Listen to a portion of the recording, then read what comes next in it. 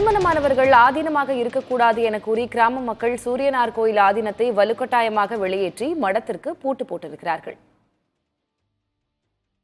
தமிழகத்தில் உள்ள 18 சைவ மடங்களில் பழமையானது தஞ்சை மாவட்டம் திருவிடைமருதூர் அருகே உள்ள சூரியனார் கோயில் மடம். இதற்கு சொந்தமாக 1000 கோடி ரூபாய் சொத்துக்கள் இருப்பதாக கூறப்படுகிறது. இந்த மடத்தின் ஆதீனமாக 54 வயதான மகாலிங்க தேசிக பண்டார சுவாமிகள் உள்ளார். இவர் கடந்த மாதம் பெங்களூருவைச் சேர்ந்த பெண்ணை திருமணம் செய்து கொண்டதால் சர்ச்சை எழுந்தது.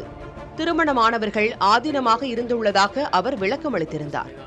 அதனை ஏற்காத உள்ளூர் மக்கள் சிலர் மடத்தை விட்டு உடனடியாக மகாலிங்க தேசிக பண்டார சுவாமிகள் வெளியேற வேண்டும் என போஸ்டர்கள் ஒட்டி போராட்டத்தில் ஈடுபட்டனர்.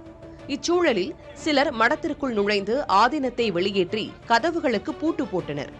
நிகழ்விடத்திற்கு வந்த காவல்துறையினர் சூரியனார் கோயில் ஊராட்சி மன்ற அலுவலகத்திற்கு ஆதீனம் உள்ளிட்டோரை அழைத்துச் சென்று பேச்சுவார்த்தை நடத்தினர்.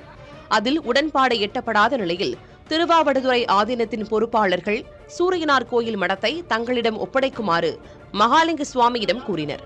அதற்கு அவர் ஒப்புக்கொள்ளவில்லை.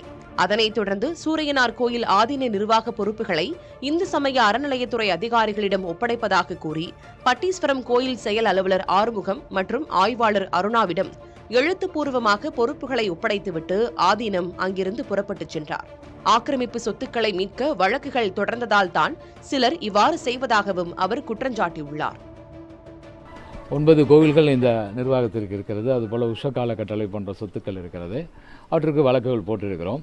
அந்த வழக்குகள் போட்டதனால் அது ஒரு சில எதிர்ப்புகள் வந்தது. அந்த எதிர்ப்புகளின் விளைவு தான் இதுதான். அது தனிப்பட்ட ஒரு வாழ்க்கை. எனக்கு முன்னாடி இருந்த சன்னிதானம் திருமணம் செய்திருக்கிறார்கள். அதனால் நானும் திருமணம் செய்திருக்கிறேன்.